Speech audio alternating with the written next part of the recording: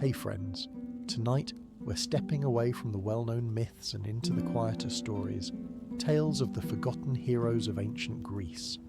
Their names may not be famous, but their paths are just as rich, full of bravery, loss, and quiet triumph. If you enjoy these calm journeys through the ancient world, feel free to like the video and subscribe. And if a name in tonight's story stands out to you, tell us in the comments, what did you like or dislike about it? But enough of that. It's time to get comfortable. Let your thoughts slow down, listen to the lyre slowly fade into the Aegean, and let the stories do the rest.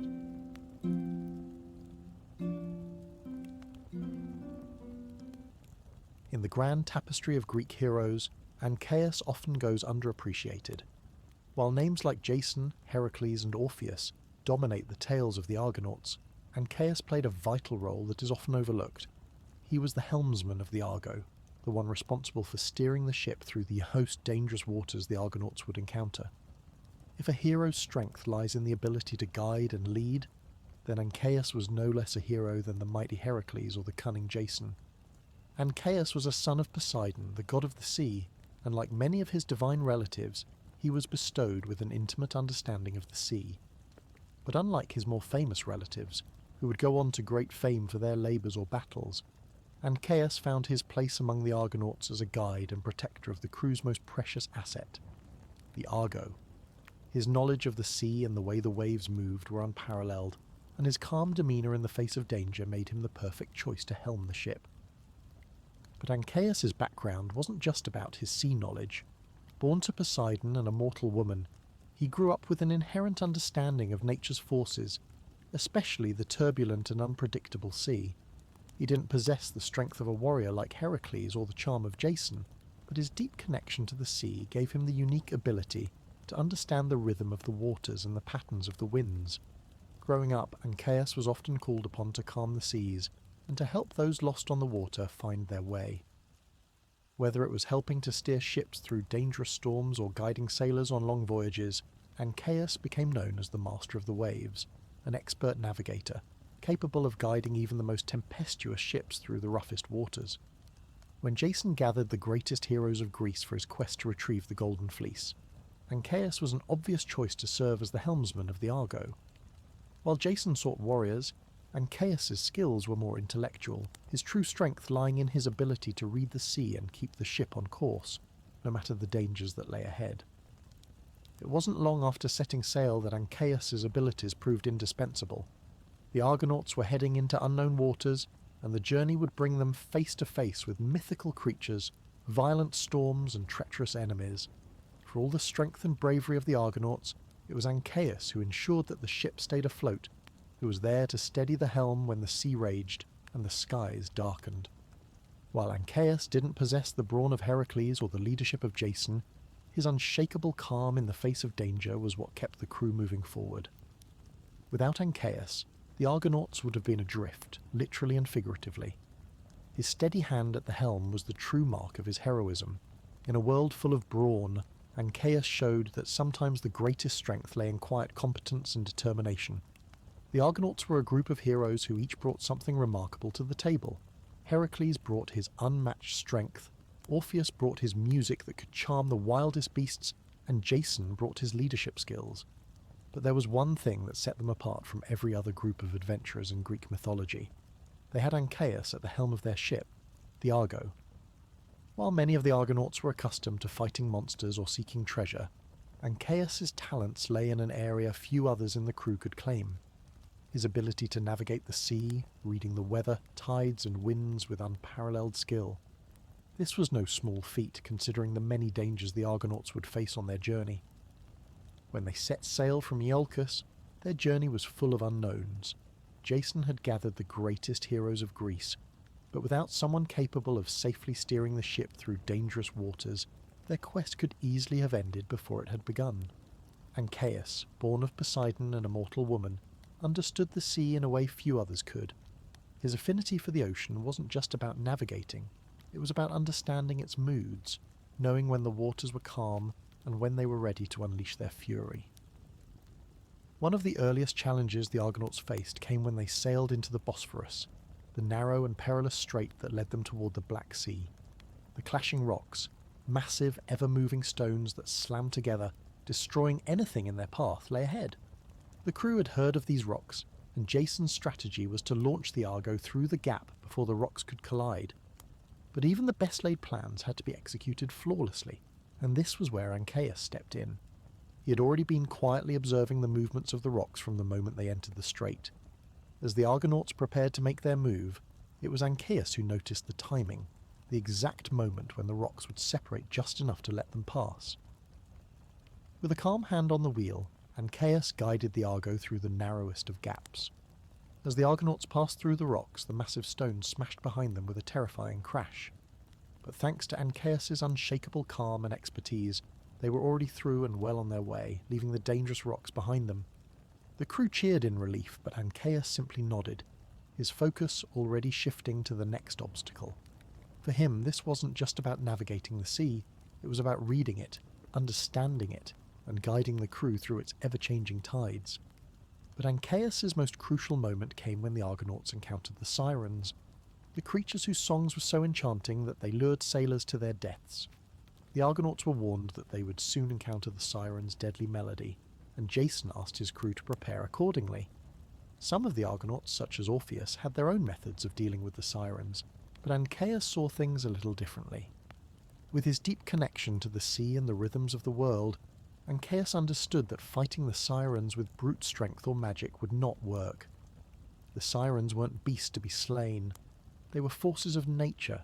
They needed to be outsmarted.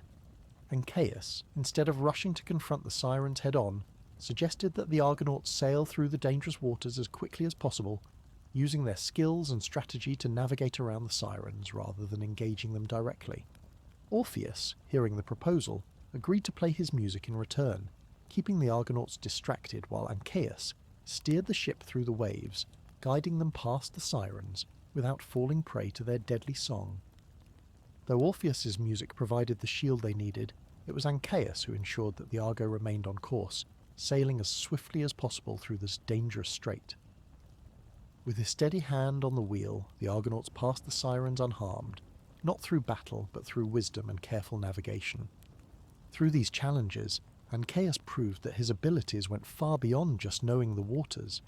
His cool-headed nature, his strategic thinking, and his deep understanding of the world around him made him indispensable to the Argonauts. Without him, the Argo would not have made it through the clashing rocks. Without his keen mind, they might have fallen victim to the sirens, as so many sailors had before them. Though Ancaeus was not the loudest or most charismatic of the Argonauts, his role was one of quiet but vital importance. He didn't need the accolades or the glory of victory. His heroism was seen in his steady presence, in his ability to lead the ship through both literal and figurative storms, and in the calm wisdom that he provided to the crew at the helm. As the Argonauts sailed on their legendary quest for the Golden Fleece, they encountered one peril after another.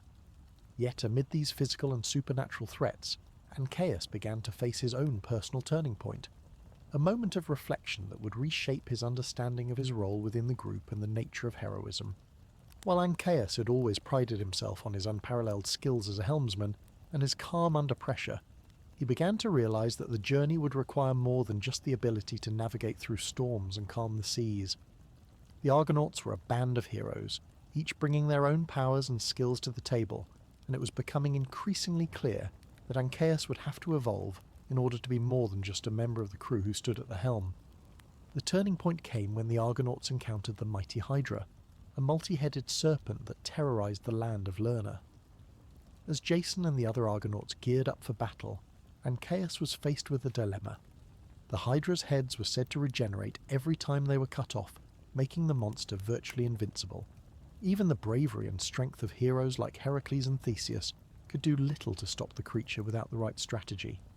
For Ancaeus, it was the first time in the quest that his navigation skills weren't the primary solution to the problem at hand.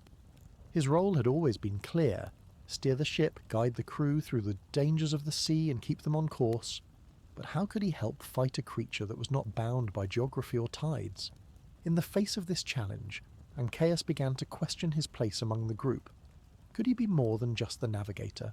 Could he fight as his comrades did, and take part in the physical challenges they faced? His internal conflict came to a head when he realized that his skills, though critical to the Argonauts' survival up until that point, were not enough to guarantee victory against the Hydra. It was then that Ancaeus learned a hard truth. Heroes don't operate in a vacuum. True heroism was not about one person or even one skill. It was about working together, each person bringing something to the table and contributing to the success of the whole. Ancaeus stood alongside his comrades, offering what advice he could on how best to approach the fight.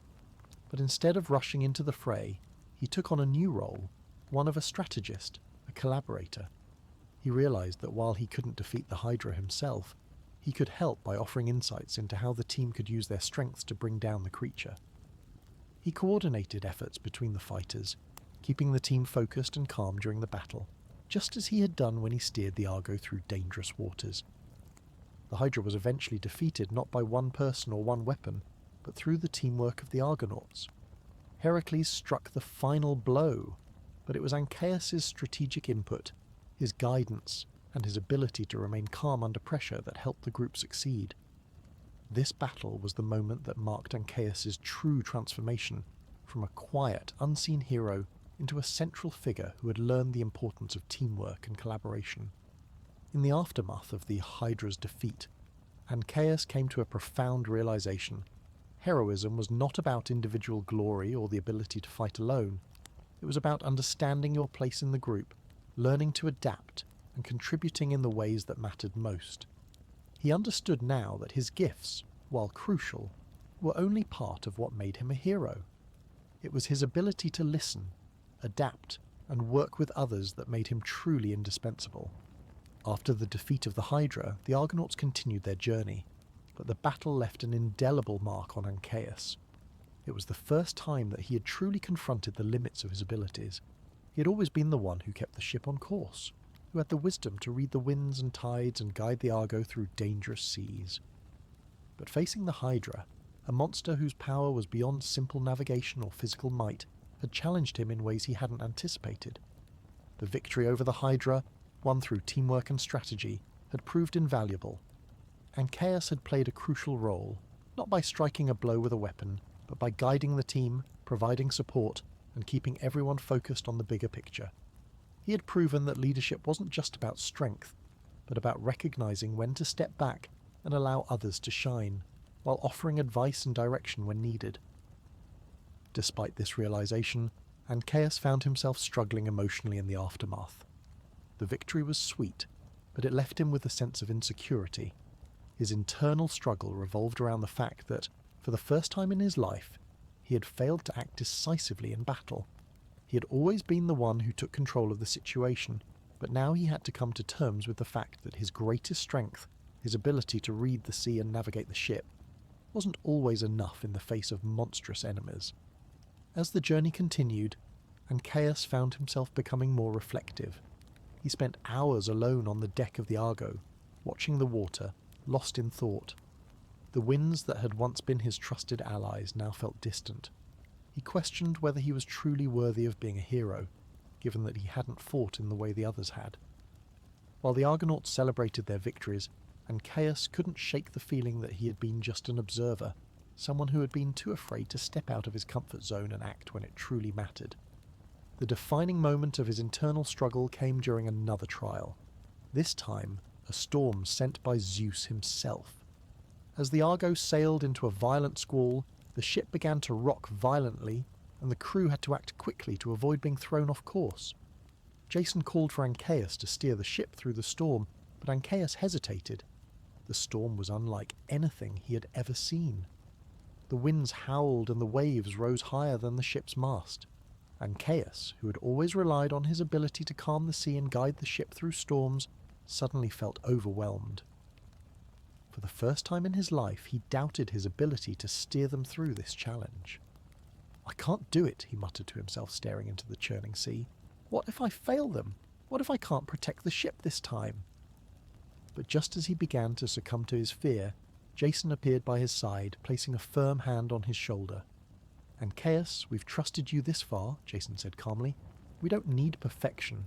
We need you to trust yourself and keep us on course. You've always been the one who guides us." The words were simple, but they cut through Ancaeus' self-doubt like a knife through fog. Ancaeus looked at the crew, the very people he had travelled alongside through thick and thin, and realised that they believed in him. He wasn't just the man at the helm, he was an integral part of their journey.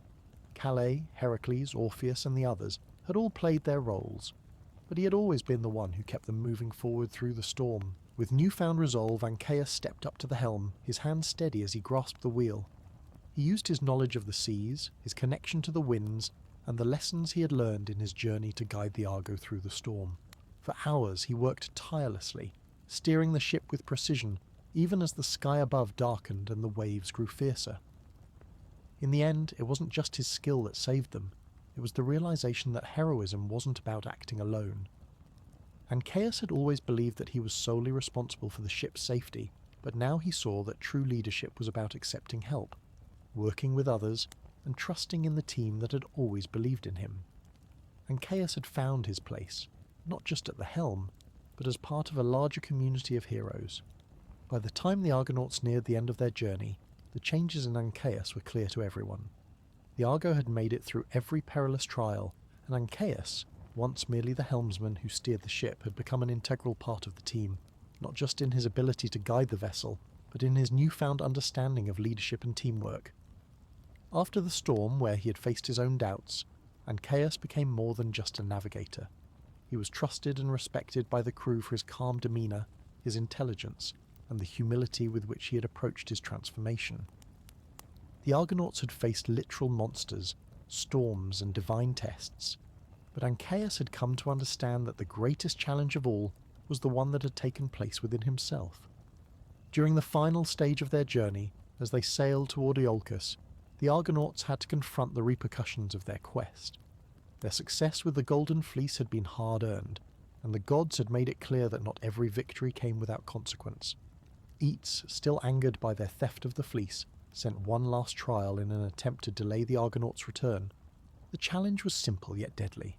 A flood of monstrous creatures, including sea serpents and other mythical beasts, had been unleashed upon the crew. Ancaeus, who had steered the Argo through countless dangers, now had to face the fact that he would need to navigate them through treacherous waters again. But this time, it wasn't just the sea that posed the danger. The creatures were attacking from all sides, and the Argonauts' usual tactics weren't working. It was clear that brute force wasn't enough. Ancaeus had to think quickly, and for the first time in a long time, he was challenged not just as a helmsman, but as a strategist and leader. The monsters were too many and too fast to fight head-on, and the Argo was now too large and cumbersome to manoeuvre through the aggressive sea creatures without being attacked.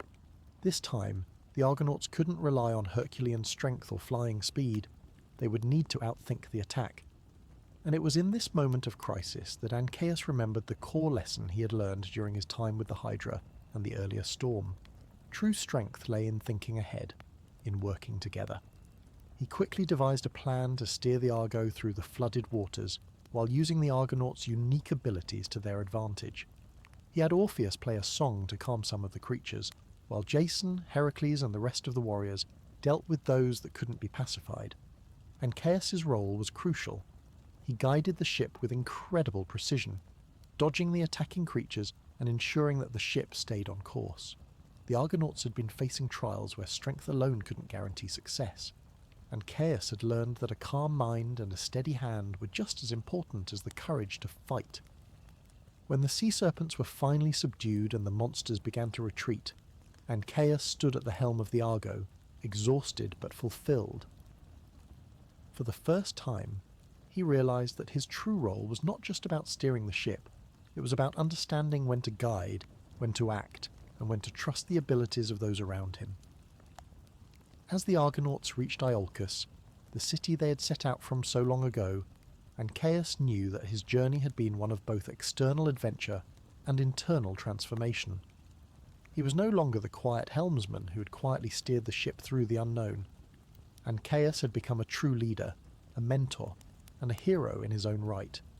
His growth had allowed him to recognize the value of collaboration, to understand that heroism came not from individual strength, but from the ability to work together, to adapt, and to learn from the trials that life presented.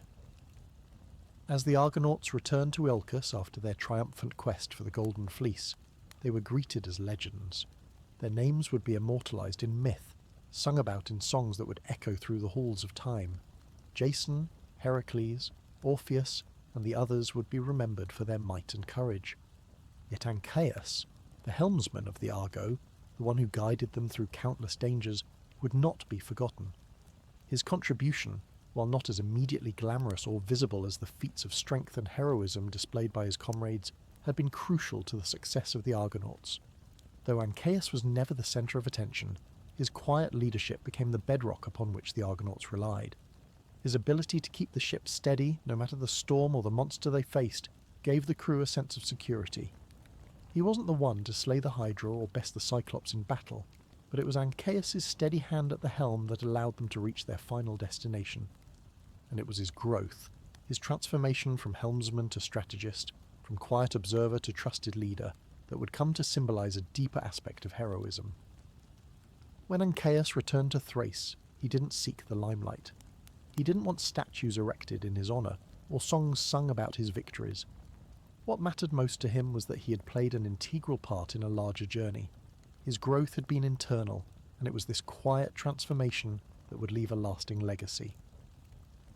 In Thrace, Ancaeus was respected, not just for his divine heritage, but for the wisdom he had gained through his journey. As word of the Argonauts' triumph spread across Greece, younger heroes began to seek him out for advice.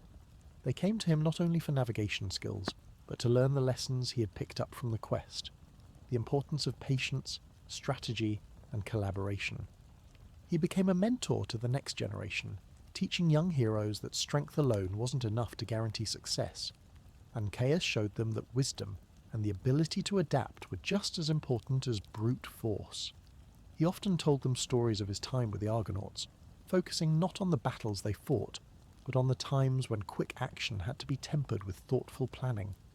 Calais and Zetes, the winged sons of Boreas, who had once relied so heavily on speed, came to Ancaeus to learn about the subtle art of leadership, the ability to think ahead, to guide others, and to remain calm in moments of crisis.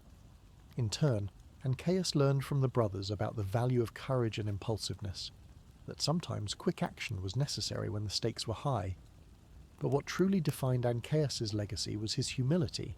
Though he had been a key figure in the Argonauts' success, Ancaeus never sought fame. His name was passed down through stories, but never with the same loud acclaim as the others. He was the quiet hero, the one who led without demanding recognition. His greatest reward was in knowing that the Argonauts' journey was successful, that they had overcome the odds, and that he had played a part in that victory. His role was a reminder to future generations that every hero has a place in the greater story, and that no contribution, no matter how quiet, was ever too small. The Argonauts' triumph was a collective victory, built on the strengths of each member, each hero bringing something unique to the table. Ancaeus' legacy would become a touchstone for the heroes who came after him, a symbol of the idea that true heroism came not from seeking fame, but from doing the right thing, from fulfilling your role in a way that served the greater good. As the years passed, Ancaeus' name became synonymous with wisdom and humility. He was remembered as one of the most thoughtful and strategic heroes of the Argonauts, a man who had guided his ship through the roughest seas and the darkest trials, not with brute strength, but with a steady hand and a calm mind. His legacy endured, not in the songs of the grandest battles, but in the quiet understanding that sometimes the most important victories were the ones won within, through personal growth, leadership, and a willingness to adapt. In ancient Greece, kingship wasn't all feasting and royal decrees. Sometimes it meant dealing with the unpredictable whims of the gods, the constant threat of war, and occasionally having to get into family squabbles that would make even the gods wince. One such king was Menelaus, the ruler of Sparta, whose life would be a series of dramatic events, most notably marked by a certain woman, Helen of Troy, and her notorious habit of running off. Now Menelaus didn't start out as the most famous king in Greece. Sure, he had a pretty decent kingdom, a few fine horses, and the good fortune of being a member of the powerful Atreus family, but that's not exactly the kind of resume that makes you a household name in Greek mythology. His brother Agamemnon, on the other hand, was a much bigger deal. A commander in the Trojan War, a man who, well, was just better at making a scene. But Menelaus had his own claim to fame, Helen. Now Helen wasn't just any woman. She was said to be the most beautiful mortal, and maybe immortal, woman in all of Greece, and she had no shortage of suitors. In fact, when she came of age, her father, Tyndareus, the king of Sparta, was faced with the kind of problem that would make any parent reach for the nearest bottle of wine. Every eligible bachelor wanted to marry her. To avoid a bloodbath, because, let's be real, some of these suitors were basically ready to kill each other, just to get a shot at Helen, Tyndareus came up with a plan. He asked for a solemn oath from all of Helen's suitors to support the man who would win her hand no matter what. This way, no one could claim favouritism or start a war because the worst-case scenario would involve everyone just teaming up to deal with any future issues. Of course, when Helen picked Menelaus, he wasn't exactly expecting a perfect marriage. After all, who can predict that your wife would eventually run off with the Prince of Troy? If Menelaus had known, he might have just kept things strictly business, the kingdom, the alliances, and maybe a little less romance. But as it goes in mythology, Menelaus got stuck with a tragic hero role. A king who got a lovely wife, an unexpected war, and a chance to become famous for all the wrong reasons. So Menelaus' fate was sealed. He married Helen, enjoyed a bit of royal bliss, and then the Trojan War happened. But let's not get ahead of ourselves. Before all that drama, he was just a regular guy, doing regular king things until his wife decided to go on a rather unusual adventure. But for all the honour bestowed upon him, there were moments when his name carried a deeper, more bittersweet tone. His death had served as the spark that ignited the battle, and while the Greeks had ultimately triumphed, it was a triumph that had cost them so much. It was a victory marred by the death of one of their finest leaders, the first of many who would fall in the pursuit of glory. Though Achilles, Odysseus, and others would take their places in the annals of history, Protesilaus' story never lost its power. His legend was more than just the tale of a fallen hero. It was a story of a man who had given everything to honour his people, to protect his comrades, and to fulfil his duty, even when he knew it would cost him his life. His death, which seemed like an inevitability, had shaped the course of the war and the lives of the men who had fought beside him. He had stood on the shores of Troy with courage, faced death with honour, and accepted his fate without hesitation. It was said that even the gods had taken notice of the man who'd been willing to die for his people. While Zeus and the other deities had their own agendas, Protesilaus' story became one that was woven into the very fabric of fate. In some versions of the myth, it was believed that his spirit had not fully left the mortal realm. Some claimed that Protesilaus could still be seen in the wind or heard in the crashing waves of the sea, his restless spirit continuing its journey even after his body had fallen. His legacy was not just written in stone, in the songs sung by bards, or in the festivals held in his honour. It was in the quiet, reflective moments of the warriors who came after him. Every soldier who went to war, every hero who took up arms in the name of duty, would think of Protesilaus and remember what he had given. He was the first, yes, but his sacrifice had paved the way for the others who followed. It was the ultimate act of heroism, to give all, knowing that the gods might demand the cost of your life. Protesilaus' story, though tragic, was one that the Greeks held dear in their hearts. They did not see him as a man whose death had been pointless, nor as a casualty of war who had fallen in vain. Instead, they saw him as a symbol of duty, of sacrifice, and of the unyielding will of the human spirit. For the Greeks, Protesilaus was not just a name. He was a reminder that even in death there could be honour, and that even the first to fall could leave behind a legacy that would outlast the war itself. As the songs of the Trojan War were passed down from generation to generation, so too was the memory of Protesilaus. His sacrifice was enshrined not only in the history of Greece, but in the very hearts of those who remembered him. And though the passage of time would obscure the faces of many heroes, Protesilaus remained eternal.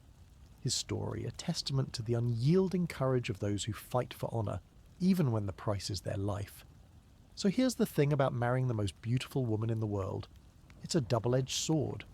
On the one hand, you're the man who gets to say, yes, this is my wife, Helen, the one with the face that launched 1,000 ships, which is cool at parties. On the other hand, it means you'll be dealing with a whole lot of people who are either jealous, desperate, or just plain confused about why you managed to pull that off in the first place.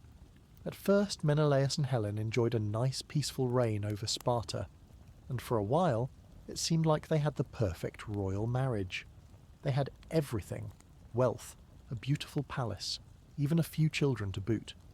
But as is often the case in Greek mythology, things were not destined to stay quiet for long.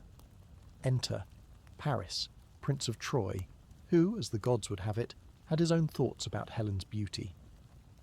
Now Paris wasn't a bad guy, just a little bit misguided. He was charming, sure, but also a little like the guy at the party who makes way too many flirty comments and then wonders why everyone gets uncomfortable. In this case, Paris had a rather divine reason for thinking he could get away with it.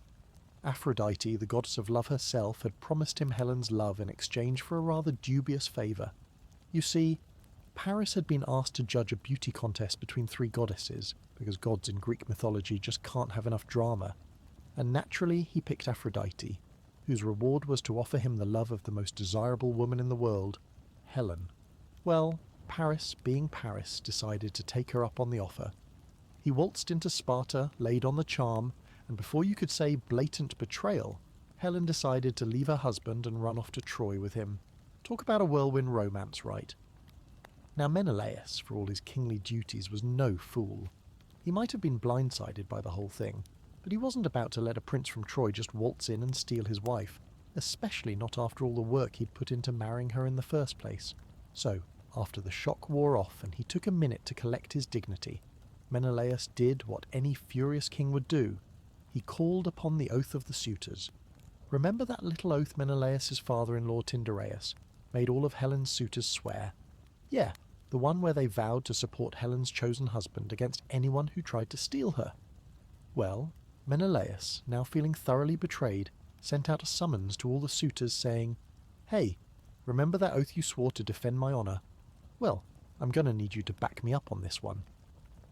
And as you might imagine, Odysseus, Agamemnon, Ajax, and a bunch of other major Greek figures gathered together, all for one thing: to get Helen back and burn Troy to the ground. It was a messy, dramatic situation, but it was exactly the kind of thing that Greek heroes were built for. The Trojan War was on. But Menelaus, as king, and the man at the centre of this war, had his own role to play. He wasn't just sitting on the sidelines like some royal figurehead. He led his forces into battle, taking part in major clashes and earning the respect of his fellow warriors. The man who had once been overshadowed by his more famous brother, Agamemnon, now found himself thrust into the limelight, battling not only for his wife's honour, but for the very survival of his kingdom. If there was one thing Menelaus didn't mind, it was proving his worth when the chips were down. Though he wasn't quite as gifted in battle as the likes of Achilles or Diomedes, Menelaus showed his mettle on the battlefield. He fought with determination and courage, though perhaps with slightly more self-preservation than some of his more reckless companions. His leadership was solid, but he wasn't the type to charge headlong into danger without thinking, which, let's be honest, probably saved him a few times. His key moment in the war came during the duel between him and Paris, which was one of the most iconic and dramatic parts of the war.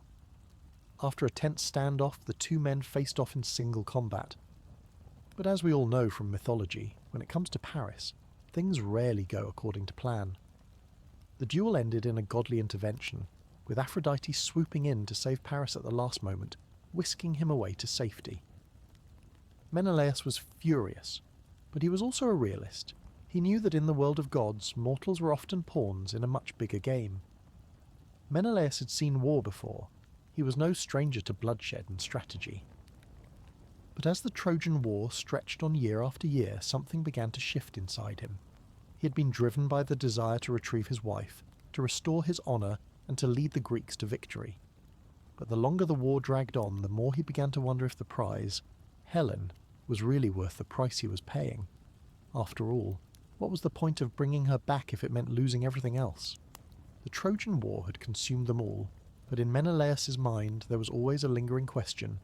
Was Helen truly worth it? He had fought for her honour, had endured countless battles, but in the quiet moments between conflicts, Menelaus began to question everything. Was it all worth it? Was the war just a test of pride and ego, or was there something more at stake? His turning point came not on the battlefield, but in the heat of a fateful moment during one of the most significant duels of the war.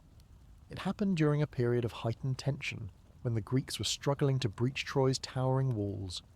The gods, who had always been spectators of mortal conflict, were now more involved than ever. Ares, the god of war, took an interest in the conflict, and his divine influence played a part in the bloodshed.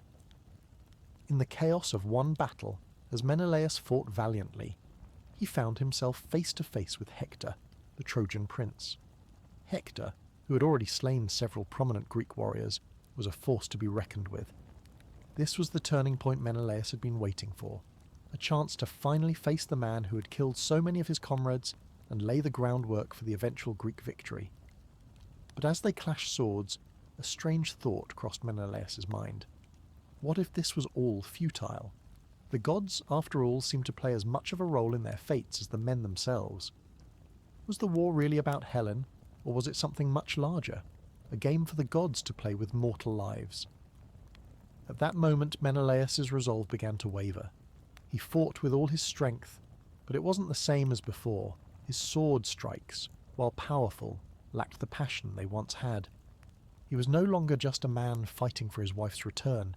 He was a man fighting because it was the next thing to do, because it was expected of him. As fate would have it, Aphrodite, the goddess of love and the very woman who had set the whole mess in motion by offering Paris Helen's love, intervened at that crucial moment. She appeared out of nowhere, pulling Paris away from the battlefield before Menelaus could strike the fatal blow. Menelaus stood there, sword raised, staring at the empty spot where his enemy had been. The gods had once again meddled in his life, and he could do nothing to change it.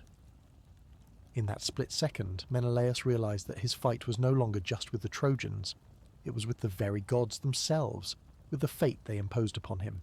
Helen, the woman who had started this war, was no longer the central point of his fury. The war had become about proving something, not to the Trojans or to Helen, but to the gods themselves. Menelaus was caught in the middle of a cosmic game, and he began to wonder if there was any real honour to be gained at all. In the aftermath of the duel, the Greeks were victorious in their campaign, but Menelaus couldn't shake the feeling that something had shifted within him. He was no longer the eager man who had charged into battle with relentless zeal. The wars of his past, wars driven by pride and a desire for glory, felt like distant memories. He had lost something along the way, and he knew it wasn't just the lives of the men who had died in battle. It was his sense of purpose.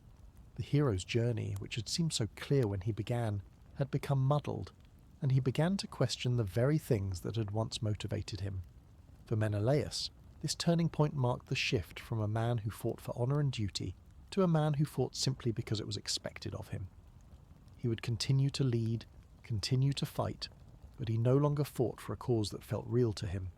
He was now just another player in the gods' game, another piece in the ever-turning wheel of fate. After the duel with Paris and the divine interference that thwarted his victory, Menelaus found himself at a crossroads, both as a warrior and as a king. The war had dragged on for so long, and the gods seemed more and more like fickle spectators, pulling strings to ensure that the Greeks and Trojans remained locked in their deadly dance. For Menelaus, the question of what he was truly fighting for became impossible to ignore. With each passing day, the weight of the war grew heavier. The gods, who had once seemed to guide him with divine purpose, now felt more like tormentors. He wasn't simply fighting for Helen anymore. He was fighting to prove something. To the gods, to his fellow warriors, and most of all to himself. But in doing so, he had lost sight of the very reasons he had once gone to war. In his quieter moments, far from the clamour of battle, Menelaus would find himself walking the walls of the Greek camp, lost in thought. The sound of his footsteps was a stark contrast to the chaos of the war around him. What had he gained? The riches of Troy, the glory, the honour, all these things seemed to fade in significance with every step he took toward the inevitable conclusion of the war. What would be left when the dust settled? Would it be worth it? Helen, who had once been the symbol of his victory, had now become a reminder of the futility of it all. Was she truly worth it? In the beginning, he had fought for love, for honour, and for the restoration of his marriage. But as the years of war turned into endless conflict, Menelaus realized something deeply troubling. He had lost himself in the fight. The constant battles, the endless victories and defeats, had transformed him into something he didn't recognize. Was this what he had been promised? The glory of kingship? The triumph of war? Was it worth all the lives that had been lost? One evening, after a particularly brutal day of fighting, Menelaus found himself once again in his tent, staring at his reflection in a bronze shield. The same reflection that had once seemed so proud now seemed weary, as if he had aged years within just a few months. He ran his fingers across the edge of his armour, feeling the weight of his responsibility. "What have I become?" he whispered to himself. Helen entered the tent quietly, her presence startling him for a moment. He had not expected her, though perhaps, after everything they had been through, they had both come to understand that they were bound together by more than just love. They were tied by something darker, fate, duty, and the unrelenting march of time. She looked at him, sensing the turmoil in his eyes. "Menelaus," she said softly, "you have given everything to this war. But does it still make sense to you? All these years, all these battles, what are we fighting for now?" Her question was like a cold breeze sweeping through the tent, but it was a question he had been asking himself in the silence of his mind for so long. What was the point? For a long moment Menelaus didn't answer. He only looked at her, his gaze heavy with the burden of everything they had lost. "I thought I was fighting for us, for you, for Sparta, but now it feels like I'm fighting to hold on to a version of myself that's slipping away." Helen stepped closer, placing a hand on his shoulder. "I am sorry, Menelaus," she said, her voice full of both regret and sympathy. "I never meant for this, but what's done is done. We can't go back." Menelaus closed his eyes, overwhelmed by the truth in her words. The gods had made their will known, and the war, though it would eventually end, had taken a far greater toll on him than he had ever expected. His internal struggle was no longer about winning or losing the war. It was about finding himself again, about reclaiming the man he had been before all of this had started. The war was not just a battle of armies, it had become a battle of the soul. Menelaus had always prided himself on his strength, his resolve, but now, in the quiet of that moment, he wondered if he had been wrong all along. Had he really been fighting for honour, for glory, or had he been simply trying to prove something to the gods, to his warriors, and most painfully to himself? As the war continued to rage, Menelaus knew that he would continue to fight. After all, the war was far from over, but now there was something deeper at play. He would face whatever challenges remained with the knowledge that victory, when it came, would not be his alone to claim. It would belong to all those who had fought, suffered, and sacrificed. And yet, despite all the pain and confusion, a small voice in Menelaus's heart told him that perhaps there was something worth fighting for after all, something beyond glory, beyond pride, beyond even Helen. It was the pursuit of peace. It was the hope that one day the endless cycle of war would end, and that maybe, just maybe, he could find himself once more. The war had raged on for what seemed like an eternity.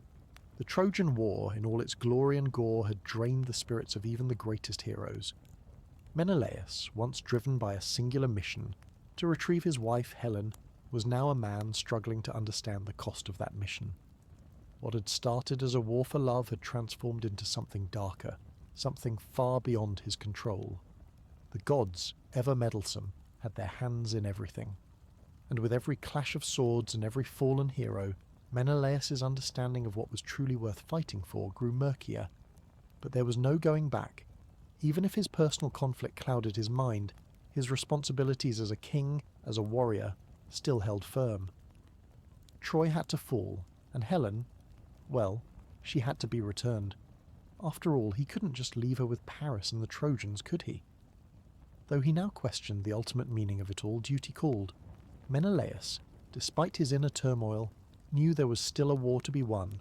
It was in the final pivotal moments of the war when Menelaus truly realized the weight of his own hero's journey. The gods, who had been toying with the fates of mortals, were now more involved than ever. Menelaus had already seen enough divine intervention to know that mortal lives were nothing more than pawns in the gods' eternal game. Yet, as the war neared its climax, Menelaus found himself standing in the midst of a battlefield that was no longer about triumph or glory. It was about survival, for his men, for his people, and for the very soul of his kingdom. During one of the most decisive moments of the war, Menelaus led his men into the final assault on the walls of Troy. This was it, the last stand. The gates of Troy had been breached, the Greeks were closing in, and victory was within reach. But even as Menelaus stood at the front of his forces, leading the charge with the same tenacity that had marked his rise to prominence, the weight of the war threatened to crush him. Achilles, now battling at the heart of the conflict, had taken the forefront in the most brutal skirmishes. Menelaus, however, was no longer a man focused solely on winning. He had fought for so long, driven by pride, duty, and the hope of seeing Helen restored to him. But with each victory, the more he realized that nothing would ever truly be the same. In the chaos of the final battle, as the Greeks pressed forward, Menelaus's thoughts turned not to Helen, not to Troy, but to the warriors who had fallen at his side. Diomedes, Ajax, Patroclus, and countless others, men who had given their lives for the cause, had all died in the name of this senseless war. What would their deaths mean if they weren't part of a greater plan, Menelaus wondered. It was in the heat of the battle that Menelaus encountered Hector, the Trojan prince, who had already become a legend in his own right. Hector, though a fierce and noble warrior, was not the man he had once been. His own internal struggles mirrored Menelaus's. He had fought for the defence of his people, but at what cost? As the two men met on the battlefield for one final confrontation, Menelaus understood the true weight of their actions. Both of them were mere figures in the game of the gods, struggling to find meaning in a conflict they never truly controlled. Their battle was brief, but brutal. Menelaus fought with the fierce resolve of a man who had nothing left to lose, but Hector, though valiant, was exhausted from years of war. When the duel ended, Menelaus stood victorious, but he did not feel the elation he had once imagined would accompany such a victory. Instead, there was only a grim understanding that he had taken another man's life. And for what? For a war that seemed to have no end, for a wife whose value seemed less certain with each passing day. Is this worth it? Menelaus thought, his gaze falling on Hector's body. The answer was as unclear as it had ever been. Though the Greeks would eventually sack Troy and claim victory, the toll of the war had changed Menelaus forever. His internal battle, which had been raging throughout the conflict, had reached its climax. He had fought for honour, for love, for duty, but in the end it was the weight of the lives lost that haunted him most. As the gates of Troy fell and the spoils of victory were gathered, Menelaus found himself alone amidst the ruins. His brother Agamemnon, ever the ambitious leader, revelled in the victory, but Menelaus could not join in the celebration. He had won, yes, but at what cost? His wife, Helen, whom he had so desperately fought for, was now his, yet the joy of their reunion felt hollow. What had he truly achieved? The war was over. Troy had fallen and the Greeks had won, at least in the sense that they had captured the city, taken its treasures, and managed to return home. But the victory felt less like triumph and more like a heavy sigh. Menelaus, like many of the returning warriors, had paid the price for that victory, not just in the lives of comrades lost, but in the very nature of his soul. Helen, who had once been the source of his greatest love, was now the symbol of his greatest frustration. They were reunited, yes, but there was no joy in that reunion. Menelaus had fought for her, had endured the endless years of bloodshed and heartache, only to realize that in doing so, he had lost so much of himself. She was no longer the dazzling, unattainable beauty that had started the war. She was simply the woman he had once loved, now forever entwined with the cost of all that they had endured. As Menelaus and Helen sailed back to Sparta, the journey was silent.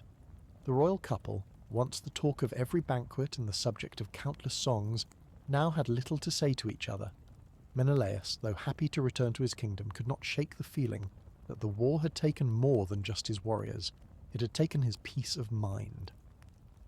Upon their return to Sparta, Menelaus was hailed as a hero, but he didn't feel like one. He was welcomed by his people, who celebrated the fall of Troy and the return of their king, but to Menelaus the cheers felt distant, hollow. Helen, though a reminder of the past, was also a constant reminder of the war's tragic cost. As much as he loved her, he now realized that her beauty and the war it caused were far less important than the peace he had lost along the way. As Menelaus tried to return to his royal duties, he found that he couldn't escape the weight of the war. It followed him like a shadow, and no amount of feasts, victories, or royal titles could free him from the burden of his memories. He found himself often staring out at the sea, wondering if there was anything left to achieve. The gods, who had played their part in the war, had moved on. But Menelaus was left to grapple with the questions that had plagued him from the moment the war had begun. What was the cost of his victory? Was it worth it to fight for Helen, to sacrifice so much, only to return to a kingdom that felt emptier than when he had left? The people of Sparta hailed him as a hero, but he couldn't shake the feeling that he had lost something far more valuable than he had gained. His army had returned victorious, but his heart felt like it had been left behind on the battlefield. Years passed, and Menelaus ruled Sparta with the same fairness and skill that had marked his reign before the war. But the kingdom felt different. The glory of his military achievements had faded, and in its place was a quiet, gnawing melancholy. He had done what was expected of him. He had fought for his kingdom, his honour, and his wife. But in the end, what had he truly achieved? His kingdom was intact, but the price was steep. His people had celebrated the fall of Troy, but Menelaus knew that no amount of gold or glory could replace what he had lost. He had once been a king who sought glory through war, who believed that honour could be won with a sword. Now he realized that true peace would not be found on the battlefield. It would be found in understanding the sacrifices that had already been made, in reconciling with the past, and in accepting the things that could never be undone. In his final years, Menelaus was often found walking alone by the shores of Sparta, staring out at the horizon as if looking for something that had long since disappeared. The fire that had once burned so brightly in him had dimmed, and he began to understand that the legacy of a hero is not always built on the victories he wins, but on the peace he finds after the war. As for Helen, though their love remained, it was no longer the passionate, all-consuming force that had once driven them both. They had both changed, and the bond they shared was now one of the understanding, rather than idealization. Together they ruled Sparta, but it was a quiet reign, one that focused not on glory, but on the hard-won peace that had eluded them for so long. When Menelaus passed away, his legacy was not defined by his victory in the Trojan War, nor by the beauty of his wife, but by the quiet wisdom that he had gained over the years. His story was not one of unblemished triumph, but of a man who had learned that the price of war was not always worth the victory. As Menelaus's life began to draw to a close, the once celebrated king of Sparta found himself more concerned with the passage of time than with the wars that had once defined him. The Trojan War, the event that had shaped so much of his destiny, had been over for many years, yet the shadows of its impact still lingered in his thoughts. The victories, the triumphs, and the heroism of the Greeks now seemed like distant memories, memories tinged with loss and regret. Menelaus was no longer the fiery young king who had rallied his men to victory. He had grown wiser with age, but the weight of his past decisions remained heavy on his heart. While his people revered him as a hero, and historians would later recount his deeds with admiration, Menelaus himself could never fully reconcile the toll the war had taken on him. Helen was at his side, but even the love they shared had been forever altered by the tragedy that had unfolded between them. Unlike many of the other Greek heroes whose tales ended in glorious final battles or divine ascension, Menelaus's story was a quiet one that was marked not by grand gestures, but by a quiet acceptance of his fate. He had fought for his kingdom, his wife, and his honour, but in the end it was peace that he sought most of all. As the years passed, Menelaus began to understand the true cost of war, not just in terms of lives lost or cities destroyed, but in the soul of the man who fought. He had given everything to a cause that, in the end, had seemed less important than the simple desire for peace. When he died, Menelaus was not mourned in the same way as other great heroes. There were no grand celebrations, no feasts to mark his passing. Instead, his death was met with a quiet reverence, a recognition that, in many ways, he had lived a life far more complicated than that of the typical hero. Menelaus was remembered as a man who had fought for his kingdom, for his wife, and for his honour, but also as a man who had learned the true meaning of the loss. His legacy was not one of triumph, but of understanding. He had lived through the fire of war and emerged on the other side, not with more glory, but with a deeper understanding of its futility. In the end, Menelaus's legacy was that of a man who had survived the Trojan War, not by slaying monsters or claiming ultimate victory, but by bearing the burden of leadership, by confronting his doubts, and by finding a path to peace in a world that seemed forever at war. He became a symbol, not of the unblemished hero, but of the warrior who had fought not just for victory, but for the understanding that peace was the true prize. As for Helen, she remained by his side in the years that followed. Their relationship, though complex and altered by the events of the war, was one of mutual understanding. Menelaus and Helen, both survivors of the same war, came to understand each other in a way that transcended love or betrayal. They had both been caught in the tides of fate, and had seen firsthand the devastating consequences of the gods' whims. Their final years together were spent not in glory, but in reflection, reflecting on what had been lost, but also on what they had gained. The story of Menelaus and Helen, as tragic and complicated as it was, would endure in the annals of myth. But it was no longer just a tale of a king who fought for his wife. It was a tale of a man who fought for peace, who lived through the destruction of everything he held dear, and who in the end came to understand that some battles, no matter how hard you fight, cannot be won by force alone. Among the legendary figures of Greek mythology, few were as revered as Diomedes, the son of Tyndareus and Eurymachus, and a prominent figure in the Trojan War. His lineage was one steeped in royal blood, but it was his strength and bravery that would carve his name into the legends of Greek mythology. Diomedes was fierce, but he was not merely a warrior. He was also a strategist, a leader, and a hero whose connection to the gods would shape the course of the Trojan War. Born in Argos, Diomedes was destined for greatness from the moment he took his first steps. His father, Tyndareus, was the king of Sparta, and his mother, Eurymachus, was a noblewoman. Despite being the son of royalty, Diomedes was not raised in the lap of luxury. From a young age he was trained as a warrior, learning the ways of combat, strategy, and leadership. He was often described as being stronger and more fearless than his peers, and as a young man he quickly earned a reputation as a warrior who could hold his own against the greatest of foes. However, it wasn't just physical prowess that set Diomedes apart from his contemporaries. He was a man of intelligence and wit, equally skilled in the art of warfare as in the subtleties of diplomacy. His ability to read the battlefield, to make decisions under pressure, and to inspire his comrades made him a formidable leader, one whose influence extended far beyond the battlefield. In the great story of the Argonauts, Diomedes' role was crucial. Though he was not one of the original members called by Jason, his inclusion in the crew was no accident. His skills as a warrior and his deep understanding of battle tactics made him a valuable asset to the quest for the Golden Fleece. His reputation as a fierce, strategic leader preceded him, and his presence was essential when the Argonauts faced numerous trials. As one of the few mortal heroes who had the favour of the gods, Diomedes' path was shaped by divine influence. He was often guided by Athena, the goddess of wisdom and war, who took a special interest in him due to his courage and tactical mind.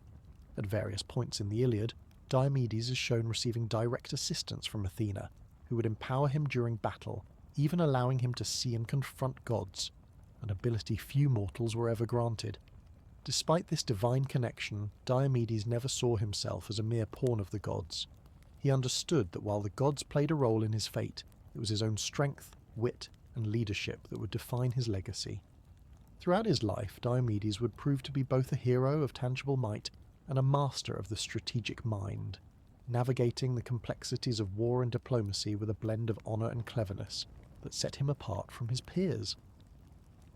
When the Trojan War broke out, Diomedes was among the first to step forward and offer his services. His bravery in battle and his ability to inspire others made him one of the greatest warriors of his time. But Diomedes was not content to simply fight on the front lines. His journey would take him to the heart of the Trojan conflict, where he would become one of the most legendary figures in the war and one whose name would echo through the ages. Among the many heroes who joined Jason on his quest for the Golden Fleece, Diomedes quickly established himself as one of the most formidable members of the Argonauts. His reputation for bravery, courage, and strategic brilliance spread across Greece, and his presence on the crew brought an added weight of authority to the journey. It wasn't just his physical strength, though he was undeniably one of the greatest warriors of his time. It was his ability to lead, to outthink opponents, and to bring unity to the group that truly set him apart.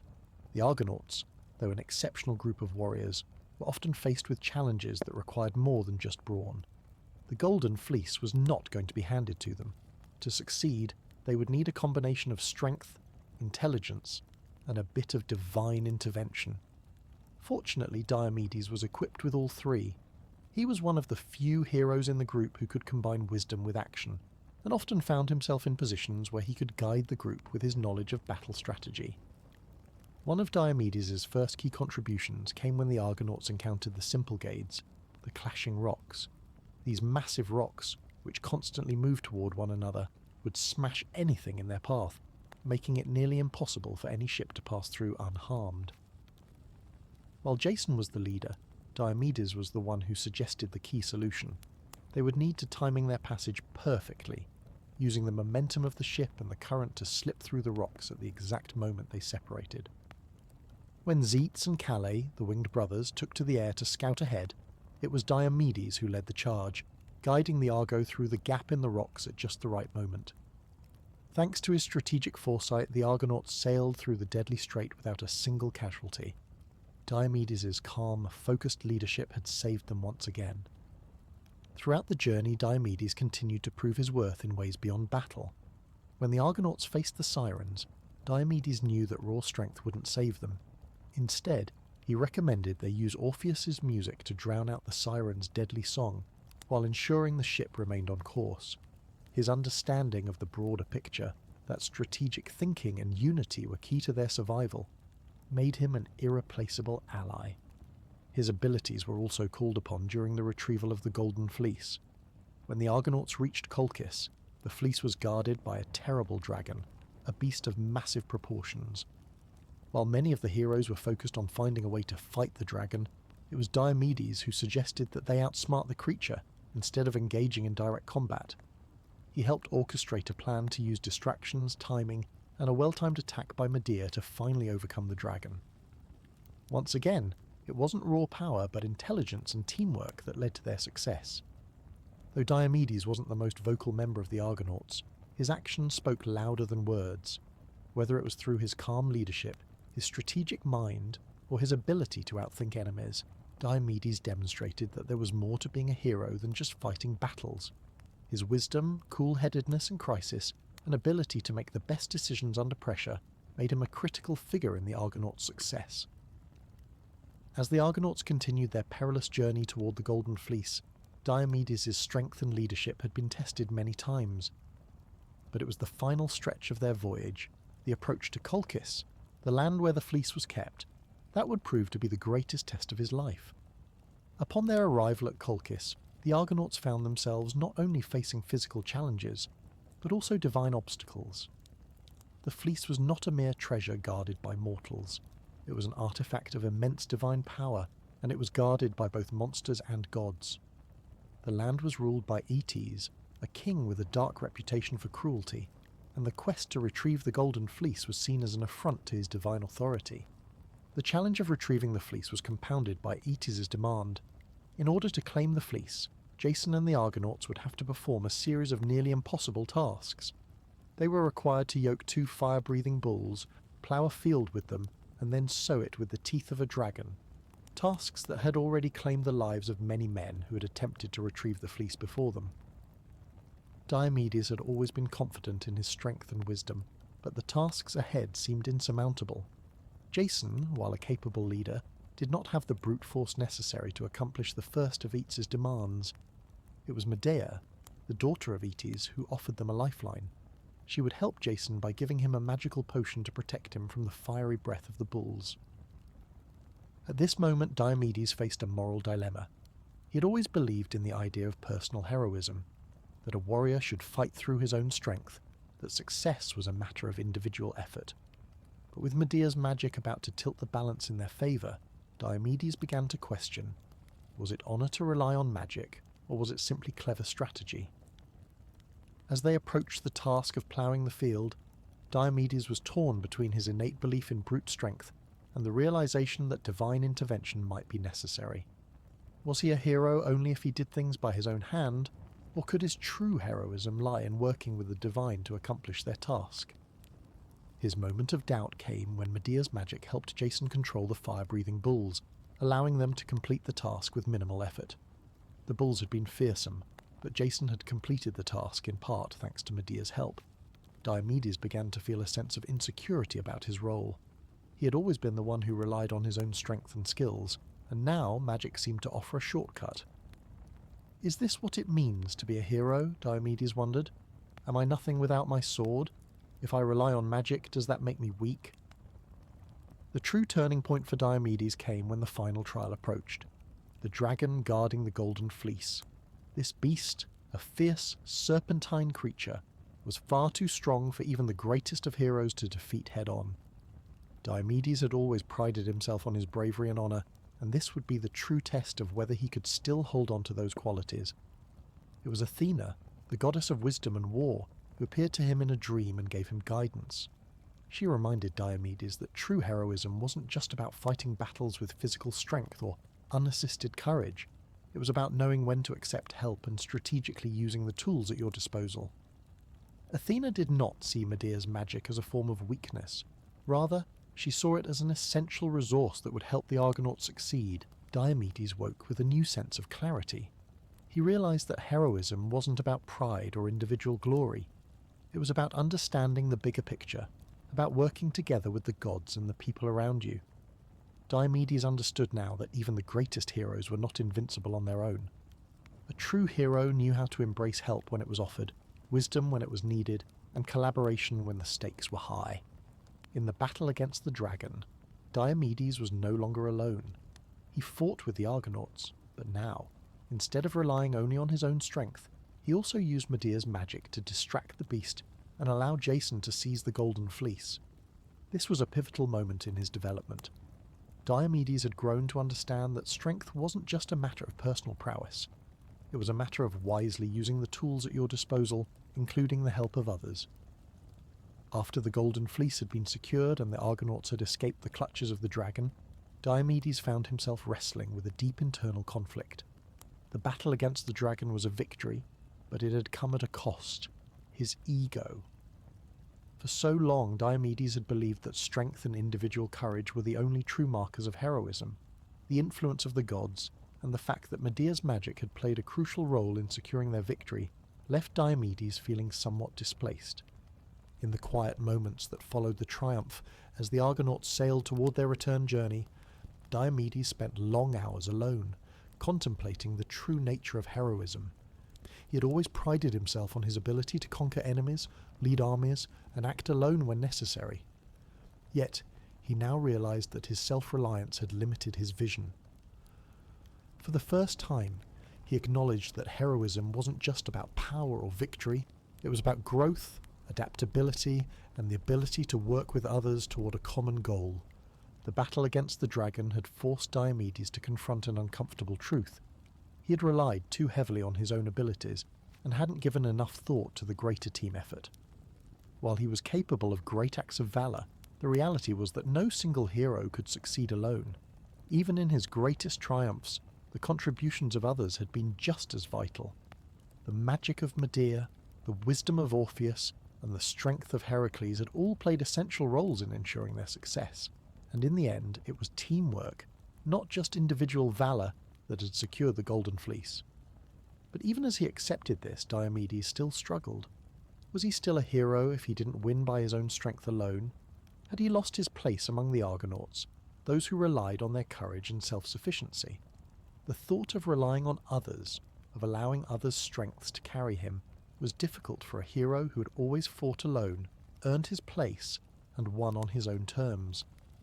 Yet, as the Argonauts sailed further from Colchis, Diomedes began to understand that his true strength had always come from the group. He realized that he had never been alone. In every battle, in every trial, he had been part of a team that brought together the best of every hero's abilities. His leadership, courage, and wisdom were crucial, but they were not enough without the support of his fellow Argonauts. One evening, as the Argo sailed through the quiet waters of the Aegean Sea, Diomedes stood at the bow, his mind full of thoughts. The night sky was clear, and the stars shone bright above him. He had come to a decision. Heroism, he realized, was not about being the strongest or the bravest. It was about growing, about learning from others and using those lessons to contribute to the success of a shared mission. Diomedes turned to Jason, who stood beside him at the helm, and spoke in a quiet voice, full of newfound humility. "I was wrong, Jason," he admitted. "I thought a hero was only someone who could stand alone and fight.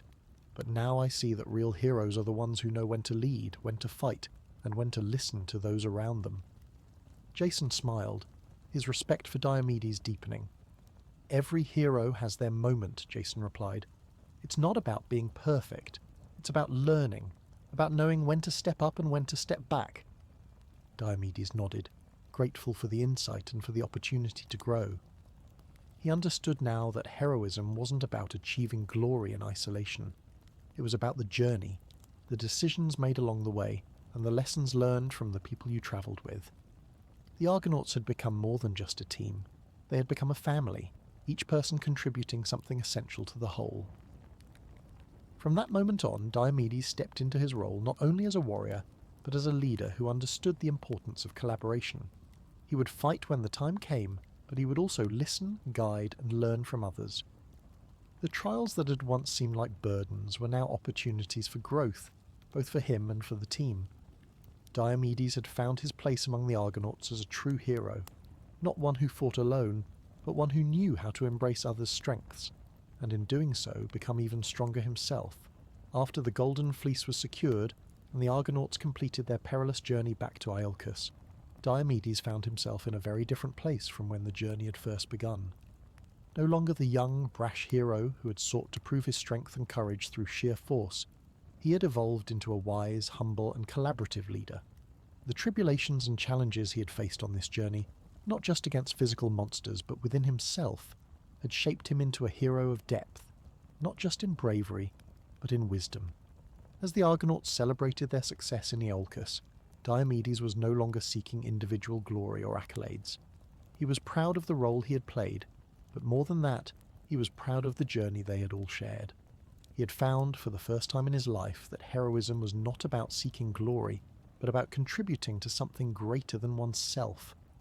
He was no longer the lone warrior charging into battle. He was part of a team, and their success was a reflection of the unity they had built together. However, despite his inner growth, Diomedes' journey was far from over. He understood now that the true test of heroism was not in the moment of victory, but in the lessons you carried forward. He would continue to face new challenges, both external and internal, but he was no longer the self-doubtful warrior of his early days. Diomedes had learned to embrace others, to grow from their experiences, and to be vulnerable enough to accept help when needed. As the heroes disbanded and returned to their respective homes, Diomedes was not immediately hailed as the greatest warrior. Yet those who had travelled with him knew his worth, and in the years that followed, Diomedes became a legendary figure not just for his physical prowess, but for his leadership and wisdom. He was no longer the hero who acted alone. He was the hero who knew that strength came from knowing when to fight and when to rely on others. His legacy spread across Greece, and younger heroes sought him out for guidance. They wanted to understand not only how to win battles, but how to become true leaders. Diomedes became a mentor, teaching them the value of collaboration, the importance of humility, and the necessity of reflection. His advice was simple but profound. True strength is not in how hard you can hit, but in how well you can lead. One of Diomedes' greatest moments of legacy came when the next generation of heroes, particularly Nestor, Teucer, and Achilles, looked to him for wisdom during the Trojan War. His experience in leadership and his understanding of strategy made him one of the most trusted voices in the Greek army. He was called upon not just to fight, but to guide. Achilles, in particular, respected Diomedes' ability to control his rage and act with precision, rather than acting purely out of brute force. In the Iliad, Diomedes was often noted for his bravery, especially in the face of the gods. In the middle of battle, Athena gave him the ability to see the gods, and even confront them. He did not flinch in the face of divine intervention. Instead, he stood firm and took the battle to the gods themselves.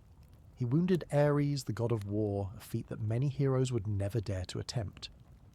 But even in this moment of great triumph, it was not just the physical victory that mattered, it was the fact that Diomedes had learned to act with wisdom, not just raw power. Diomedes' actions during the Trojan War were those of a man who had understood the complexity of war. He knew when to strike and when to retreat, when to lead and when to follow. The gods themselves came to respect him, not because he was the most powerful, but because he was the most thoughtful and measured in his approach. Diomedes had become the paragon of leadership, showing that heroism wasn't just about physical dominance, but about strategic thinking, honour, and knowing when to take risks and when to act in the greater interest of the team. As the Argonauts returned to their respective homes and their legendary journey came to a close, Diomedes found himself at a crossroads. The Golden Fleece was no longer the prize. It was the growth he had undergone throughout the journey that stood as his greatest triumph. He had learned to work with others, to rely on the strengths of his companions, and to embrace wisdom over blind courage. And though his fame would never rival that of Heracles or Jason, Diomedes carved a unique place for himself in the annals of Greek mythology. As a hero whose legacy was shaped by his ability to adapt, mentor, and lead with both strength and humility. When Diomedes returned to Argos, he was hailed as one of the greatest warriors of his generation, but it was his strategic mind and his ability to inspire those around him that truly set him apart. While he was still respected for his bravery and battle prowess, it was his role as a leader, both on the battlefield and in times of peace, that earned him the deepest respect among his people. He became known not only as a warrior, but as a wise counsellor, someone whose advice was sought by younger heroes looking to prove themselves. Diomedes' influence was felt most powerfully during the Trojan War, where his leadership became crucial to the Greek army's success. Achilles, often considered the greatest warrior of the Greek forces, respected Diomedes not only for his skill in combat, but for his ability to guide others, particularly in the heat of battle. Diomedes was no longer the brash young hero who had once acted impulsively. He was now a mentor who understood that victory came from not just strength, but from thoughtful decisions made in the moment. In the Iliad, Diomedes is often depicted as one of the most skilled warriors in the Greek army, but it is his moments of wisdom and self-reflection that truly stand out. For example, when the gods intervened on the battlefield, Diomedes stood apart from many of the other warriors, choosing to fight against the gods who had sided with the Trojan forces. His bravery wasn't in his ability to conquer gods, but in his willingness to stand firm in the face of divine opposition, showing that his strength lay in principled action, not in the pursuit of individual glory. One of his greatest feats during the Trojan War came when Diomedes, empowered by Athena, was able to see the gods in battle and even wound Ares, the god of war. This act was a remarkable feat, not because of the physical damage he caused to a god, but because it demonstrated Diomedes' deep understanding of tactical warfare. He didn't simply rely on raw brute force, he understood when to exploit weaknesses, when to take risks, and when to step back and assess the situation. But Diomedes' true legacy wasn't just in the battles he fought or the enemies he vanquished. It was in the mentorship he provided to younger heroes, especially those who would go on to shape the future of Greece. Nestor, Teucer, and even Achilles looked to Diomedes for advice, recognizing his ability to think beyond the immediate conflict and to see the larger picture. In their eyes, Diomedes was not just a warrior, he was a strategic genius, someone who could make sense of even the most chaotic situations and inspire others to do the same. The Trojan War itself was the ultimate proving ground for Diomedes' evolution. By the time the war reached its peak, he had become a pillar of strength not just for his combat prowess, but for his strategic insight and leadership. He helped shape the Greek war effort not by leading with pure force, but by instilling a sense of cooperation among the warriors. He was a leader who valued unity, understanding that only by working together could the Greeks hope to bring an end to the war. Even after the Trojan War, Diomedes' legacy continued to influence future generations of heroes. His story became one of balance, teaching others that heroism wasn't about being the strongest, but about knowing when to fight, when to lead, and when to trust in the strength of others. He had lived through the most legendary battles of his time, but it was the lessons he imparted that truly made him one of the most respected figures in Greek mythology.